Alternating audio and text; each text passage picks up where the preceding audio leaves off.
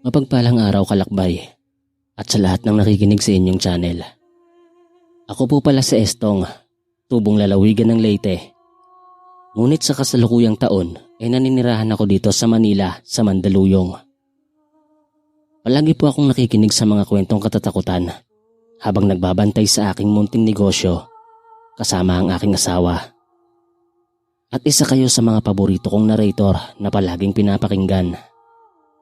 Kaya naman ninais ko ding ibahagi ang aking karanasan noong ako ay binata pa lang at naninirahan sa Leyte kasama ang aking mga magulang at kapatid. Taong 1999 nang maranasan ko ang pangyayaring ito sa baryo kung saan ako ipinanganak at lumaki. Simple lang ang pamumuhay namin, gawa sa amakan ng dingding at yero naman ang bubungan. May malawak din kaming hardin na siyang tinataniman ng aking ina ng mga gulay at kung ano-ano pang mga prutas.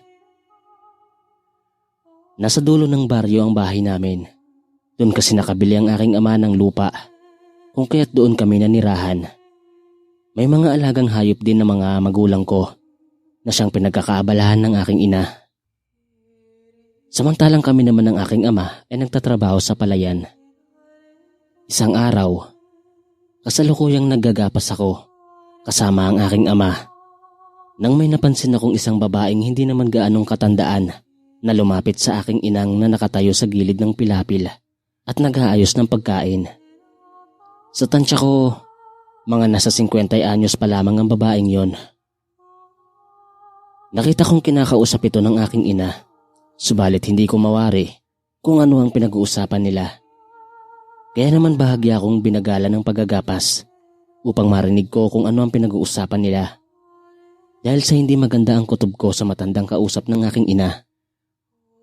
Napansin ko kasing panay ang pagsipat ng matanda sa tiyan ng aking ina. Kung hindi niyo po kasi na itatanong kalakbay, ng mga panahong ito ay 7 buwang buntis na ang aking ina sa bunso kong kapatid. Habang nag-uusap nga sila sa may pilapil, ay panaka-naka akong tinitignan ng matanda dahil sa pagkakataong yun, ay hindi na nito maialis ang pagkakatitig sa tiyan ng aking ina. At para ba itong asong gutom na gutom dahil sa panayang paglunok nito ng laway. Narinig ko rin tinanong ng matanda kung ilang buwan na ba ang sanggol na dinadala ng aking ina. Nasipat ko namang seryosong tumingin ang aking ina sa matanda at nagsabing 7 buwan na. Nagtanong naman ang aking ina sa matanda na kung bakit tinatanong nito ang kanyang dinadalang sanggol. Sinabi naman ng matandang wala umano. Nakita niya raw kasing malusog ang sanggol na dinadala ng aking ina. Base na rin daw sa itsura ni nanay. Sandali kong tinigil ang ginagawa ko at tinignan ko ng diretso ang matanda. Dahil sa hindi na ako mapakali, kaya lumapit na ako sa kanila. Pagkalapit ko naman, ay kaagad ding umalis ang matanda. Kaya't napakunot noon na lang ako at napatanong na lamang sa aking ina kung ano ang sadya ng matanda at bakit sinabi niyang malusog ang nasa sinapupunan niya. Sumagot naman ang aking inang wala lang daw yun.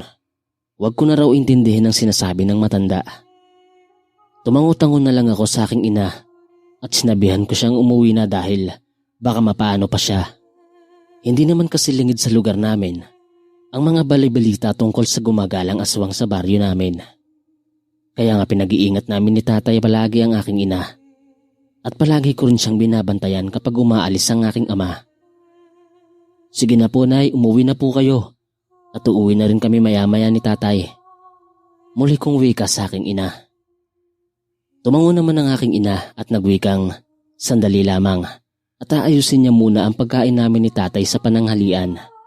Pagkatapos ay uuwi na rin siya. Sige po, mag-iingat kayo sa pag-uwi nay. Wika ko sa kanya. Nakita ko inaayos na ng aking ina ang pagkain namin ni tatay sa gilid ng pilapil. Kaya bumalik na ako sa paggagapas. Kinatanghalian ay umuwi na rin ang aking ina. Kaya kaming dalawa na lamang ni tatay ang naroroon sa gilid ng pilapil at kumakain. Habang kumakain kami, ay tinanong ko sa aking ama kung napansin niya rin ba ang matandang kausap ni nanay kanina. Tumingin naman sa akin ang aking ama at umiling-iling. Sabay nagsabing hindi niya raw napansin. Masyado kasi siyang naging abala sa ginagawa kanina. Bakit mo natanong anak? May problema ba? Tanong ng aking ama. Kasi tay, narinig kong nagtanong ang matandang yon kay nanay. Tungkol po sa dinadala niya. Ang sabi pa nga ay, malusog daw ang dinadalang sanggol ni nanay. Narinig ko namang napamura ang aking ama at nagsabing, huwag lang umanong makikita niya ang matandang yon. Dahil kung hindi ay makakatikim ito ng kamao. Bakit naman hindi mo agad sinabi sa akin na may kausap na palang matanda ang ina mo? Sa susunod, kapag may kakaiba kang napansin, sabihin mo sa akin kaagad. Alam mo naman ang mga bali-balita dito sa baryo, hindi ba? Wika ng aking ama sa akin. Humingi naman ako ng pasensya sa kanya dahil nakalimutan kong sabihin. Noon kasing lapitan ko kanina ang aking ina, siya namang pag-alis naman ng matanda. Tumango-tango naman ang aking ama at sinabing, kapag nakita ko ulit ang matanda, ay ituro ko daw sa kanya. Dahil sisiguraduhin niyang mayayari ang matandang yon. Matapos na akong kumain, sandali kaming nagpahinga ng aking ama at pagkatapos ay muli nang bumalik sa trabaho. Kinahaponan, pasado 5:00 mahigit na ng hapon nang umuwi kami ni tatay. Nang maglakad na kami pa uwi, nararamdaman kong parang may nagmamasid sa amin mula sa hindi kalayuan. Nakailang beses na akong nagpalingalinga sa likuran, ngunit wala naman akong nakikitang nakasunod. Narinig ko naman ng aking ama na nagwikang, bilisan ko na umano ang paglalakad dahil magdidilim na at medyo malayo-layo pa ang bahay namin. Kaagad naman akong nagmadaling maglakad at sinabayan ng aking ama. Dahil sa totoo lang kalakbay, ay nakaramdam na rin ako ng takot sa sarili. Sa paglipas naman ng ilang minuto, ay nakarating na kami sa bahay. Simula noon, ay hindi ko na muling nakita pa ang matandang nakausap ni nanay. Subalit kalakbay, napapansin kong gabi-gabi na lamang kaming dinadalaw ng aswang. Nung una ay napapansin kong may asong umaali-aligid sa labas ng bahay namin. Tuwing ikahating gabi naman, ay may mga naririnig kaming kakaibang angil sa labas ng bahay.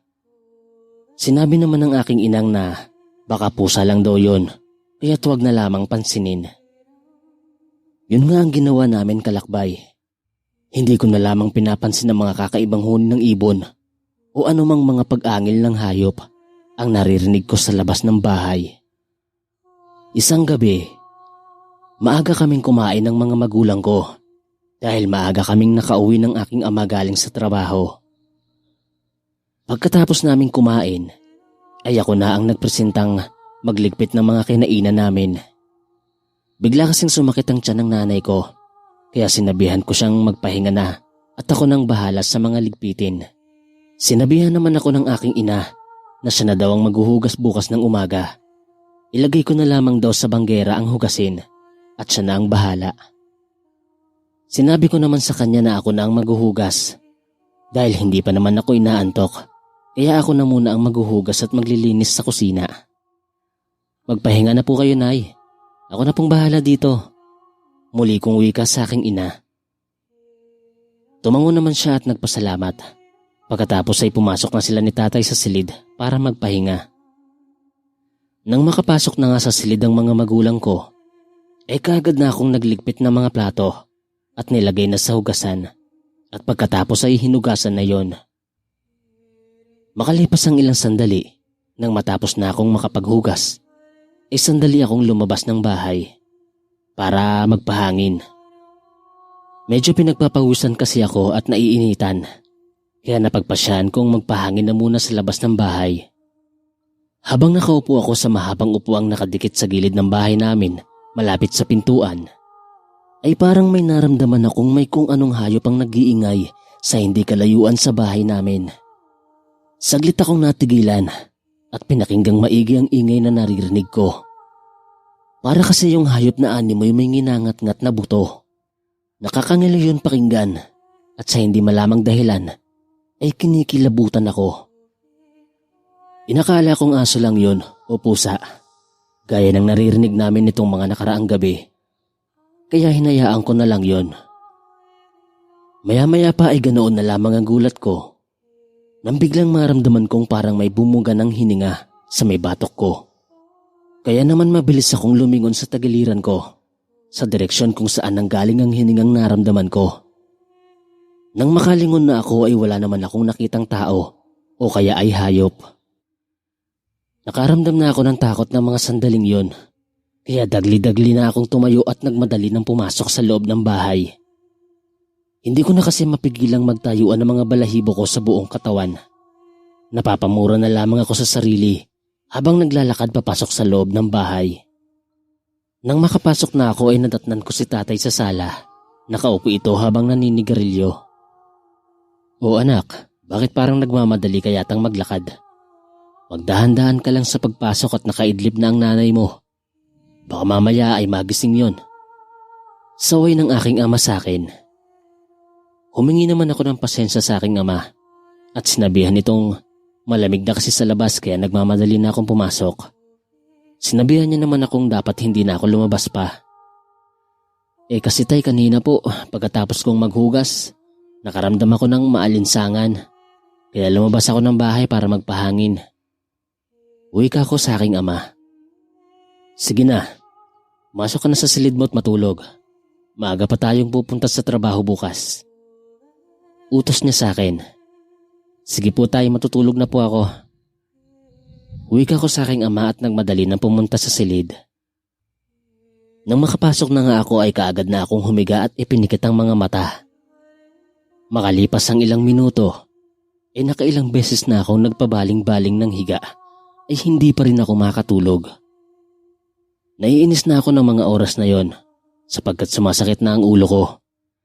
Kahit anong pikit kasi ng mga mata ko ay hindi pa rin talaga ako makatulog. Hindi naman kalaunan ay tuluyan ng nilamon ng antok ang diwa ko. Bandang 12:00 na ng gabi, nang bigla na lamang akong naalimpungatan dahil sa malakas na ingay ng aking ama. Napabalikwas na lamang ako ng bangon at nagmamadali ng lumabas ng silid. Naabutan kong may hawak na tabak ang aking ama at panay ang pagbitaw ng malulutong na salita habang nakasilip sa nakaawang na pinto. "Tay, ano pong nangyayari sa inyo? Bakit naririnig kong nagsisigaw kayo kanina? Parang may pinapagalitan ka po." Tanong ko sa aking ama. Lumingon naman siya sa akin at nagwikang, kanina umano nang magising siya, ay may naaninagan siyang tao sa labas ng bahay sa kanilang silid at nakasilip sa siwang ng bintana. Nakikita niya yon dahil sa sinag ng buwan na tumatamas sa kumikinang nakatawan ng taong nakasilip. Hindi lang niya mamukhaan umano kung sino yon. At nung kinuha nga niya ang tabak sa ilalim ng higaan at tinungo ang bintana, ay bigla na lamang yung tumakbo sa may talahiban sa likod ng bahay. "Puwisit, sinasabi ko na nga bang aswang ang nilalang na yon?" Bulalas pang wika ng aking ama. Kaagad naman akong sumilip sa siwang ng pintuan ng bahay at nagbaka sakaling makita ko din ang nakita ng aking ama kanina. Nang akmang aalis na sana ako sa pagkakasilip, ay may napansin akong parang may gumagalaw sa sagingan, kaya tinitigan ko yung mabuti. Laking gulat ko nang makita kong may matandang babae na nakatayo sa gilid ng puno ng nyog namin. Dahil nga sa mataas ang sinag ng buwan ng gabing yon, kaya't kitang-kita ko ang itsura ng matanda. Bigla akong napatitig at naalala ko kung sino ang matandang nanlilimahid sa langis. Siya yung matandang kausap ng aking ina nang nakaraan sa palayan. Kaagad ko namang kinalabit ang aking ama at itinuro sa kanya ang nakita ko. Nang mapatingin naman ako sa mukha ng aking ama, ay napansin kong saglit siyang napatulala. Kaya't sinundan ko din ang tingin kung saan siya nakatingin. Noong matitigan ko na nga ang tinitingnan ng aking ama kalakbay, ay doon na ako napatulala. Sa kadahilan ng parang biglang umakyat sa ulo ko ang lahat ng dugo ko nang magtama ang mga mata namin ng matandang nakatayo sa may nyogan. Mabalasik ang mga titig nito habang tinuturo kami ng aking ama. Pakiramdam ko ay tumatagos sa kinatatayuan namin ang nagbabagang paningin ng matanda at pakiwari ko ay nakikita niya kami Isipin niyo po kasi mga kalakbay, buhaghag na nagsisipagtaasan ng mga buhok nito at namumulang lumuluwa ang mga mata. Sabayan pa ng parang may mga likidong umaagos sa bibig nitong kulay pula. Grabe ang hilakbot na nararamdaman ko at pakiramdam ko ay maiihi na ako sa mga sandaling yon. Kaagad naman akong bumalik sa ulirat nang tapikin ako ng ama ko. Sinasabi ko na nga ba, aswangan nila lang na yon. Pabulong na wika niya sa akin sabay tapik sa balikat. Tay, ano pong gagawin natin? Kabadong tanong ko sa aking ama. Napansin kong huminga ng malalim ang aking ama at nagsabing may plano siya. Sumunod lang umano ko sa mga sasabihin niya at huwag akong matatakot. Huwag daw akong magpapadala sa takot na nararamdaman. Kinakabahan man ako, ay tumango na lamang ako at nilakasan ko ang loob at huminga ng malalim. Ilang sandali pa ay inihanda na ng aking ama ang buntot ng pagi na nakasabit sa may gilid ng pintuan. Inabot niya sa akin yon at nagsabing ano't ano man ang mangyayari sa oras na lapitan kami ng aswang na nasa labas ng bahay, ay huwag akong magdadalawang isip na hampasin ng buntot ng pagi yon upang hindi makapasok sa loob ng bahay. Sige po tay, huwag po kayong mag-alala. Tugon ko sa aking ama at kinuha na nga ang buntot ng paging iniabot niya. Si inay po pala tay, kamusta ang lagay niya? Tanong ko sa aking ama. Nasa loob ng kwarto. Huwag ka mag-alala dahil sinabihan ko na ang inang mong huwag lumabas ng silid hanggat hindi ako pumapasok doon. Tugon ng aking ama. Maya-maya pa ay nakalanghap na ako ng kakaibang samyo sa hangin. At hindi yun kaaya-aya. Dahil sa amoy putok na amoy malansang nabubulok na sugat na hindi mo maintindihan. Na kapag ikaw ang makaranas nito, ay talagang masusuka ka dahil sobrang baho na halos pumapasok na sa sikmura mo ang amoy at hindi mo mapipigilang masuka. Ilang sandali pa, bitbitang bagakay ay muling sumilip ang aking ama sa uwang ng pintuan. Napasilip na rin ako para tignan muli ang matanda sa labas ng bahay. Nang sa walang ano-ano'y, bigla na lamang kaming nakarinig ng huni ng ibon at nakakakilabot iyon pakinggan. Naririnig ko na rin ang mga alulungan ng mga alagang aso ng mga kapitbahay namin at sa pakiwari ko ay parang nababahag ang mga buntot ng mga aso habang umaalulong. Naririnig ko nang paikot-ikot sa labas ng bahay namin ang huni ng wakwak. Kaya talagang kinakabahan na ako noon kalakbay at grabing kilabot na ang nararamdaman ko. Maya-maya pa ay tumigil na ang huni ng wakwak. Subalit may kaluskos sa taas ng bubungan naman ang naririnig namin. Para yung manok na may hinahalukay na pagkain sa taas ng bubungan at para bang tinutuka ang yero namin. Nang napatingala ako, ay bigla na lamang may kumalabog sa bubong na kung papakinggan mong maigi, ay aakalain mong bunga lamang yun ng nyog na bumagsak sa bubong at nagpagulong-gulong papunta sa likuran ng bahay. Napatingin naman ang aking ama at napamura ng malutong. Buwisit kang aswang ka. Lumayas ka dito sa bahay namin dahil kung hindi ay papatayin kitang animal ka. Nanggigigil na sigaw ng aking ama. Pagkatapos ay wala niyang sawang pinagtutusok ng bitbit niyang bagakay ang yero kung saan papunta ang malakas na kalabog. Ilang sandali pa ay lumusot ang matulis na bagakay sa butas ng yero at parang may natamaan yon. Dahil sa narinig naming may humiyaw sa taas ng bubong at haratang nasaktan yon. Dahil sa galit na pinagtutuklap nito ang mga sirasirang yero namin sa dulo ng bahay.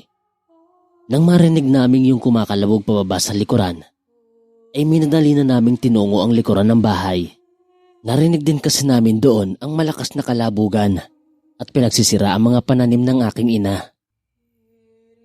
Emma, isarado mo ang pintuan at huwag na huwag kang magbubukas hanggat hindi kita tinatawag.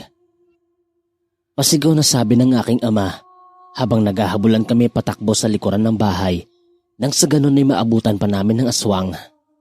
Naulinigan ko namang agad na nagmamadaling maglakad ang aking ina para isarado ang pintuan at saglit na nilingon ko pa siya bago isinara nito ang pinto.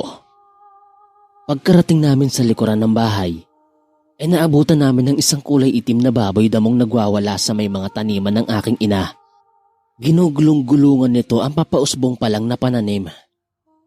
Mabilis na hinataw ito ng aking ama ng hawak-hawak niyang bagakay na matulis ang dulo.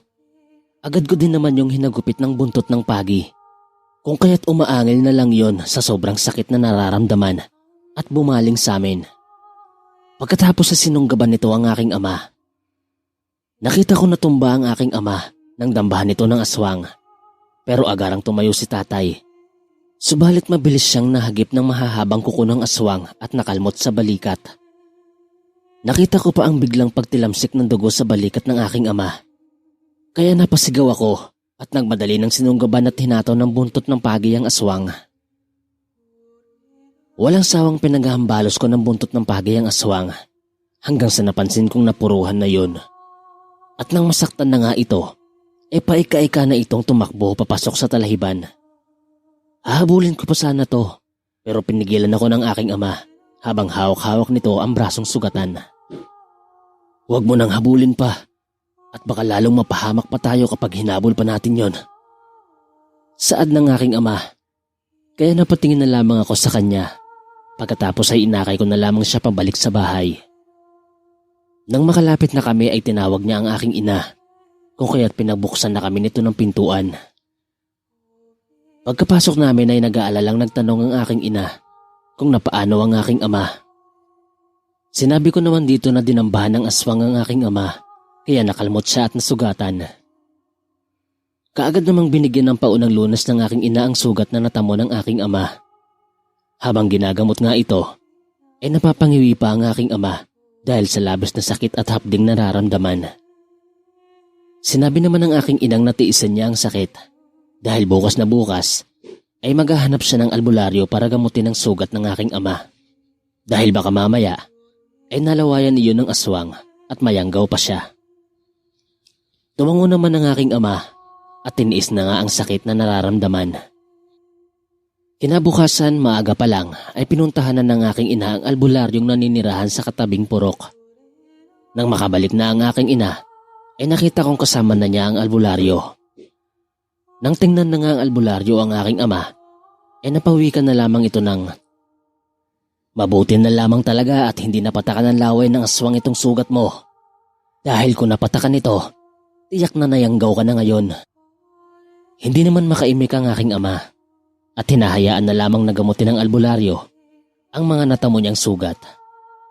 Habang ginagamot nga ang mga sugat ng aking ama, ay panay ang pagsasalita ng albularyo.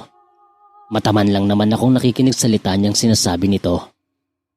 Ayon nga sa albularyo, yung nanggambala sa amin kagabi na aswang ay isa umanong mandurugo at marahil ay nagawi lamang yun sa baryo namin. Kaya agresibo itong makuha ang nasa sinapupunan ng aking ina. Marahil ay doon pa lamang umano sa palayan, ay naamoy na nito ang dinadala ng aking ina. Kung kaya't hindi na ito tumigil at binalik-balikan na nito ang bahay namin.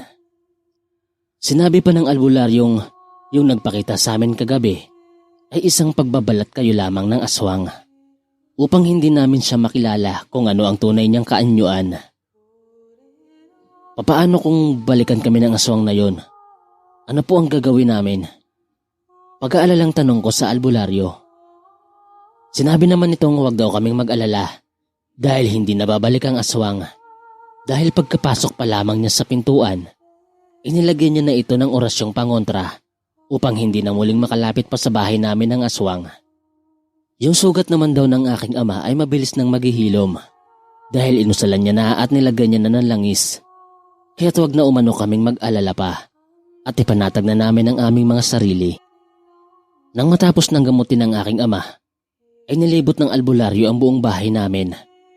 At nung tingnan ko nga siya, ay may mga nilalagay siya sa bawat kanto ng bahay. Pagkatapos ay dinuraan niya ng 3 beses. Pagkabalik niya ay tinanong ko siya kung ano ang mga nilagay niya. Sabi niya namang pangontra din daw yun sa mga aswang. Kaya wag na kaming mag-alala pa. Dahil doble na ang nilagay niyang mga pangontra. Sinabihan niya din kaming tuwing sasapit ang dapit hapon, ay magsunog daw kami ng goma. Dahil sa ayaw na ayaw daw ng aswang sa amoy ng usok ng sunog na goma sapagkat nababahuan ito. Kaya siguraduhin daw naming palagi kaming magsusunog ng goma para maitaboy ang aswang palayo. Tumango naman ang aking ama at nagpasalamat sa albularyo. Magmula nga nang mangyari ang karanasan naming iyon kalakbay, hindi na kami muli pang nakaranas at naging matiwasay na ang aming pamumuhay. Wala na rin nanggagambala pa sa aming aswang hanggang sa naipanganak na ng aking ina ang bunso kong kapatid. Dito ko na lamang po tatapusin ang aking kwento mga kalakbay. Nawa ay isa ang aking kwentong maibahagi sa inyong channel. Muli, maraming salamat po.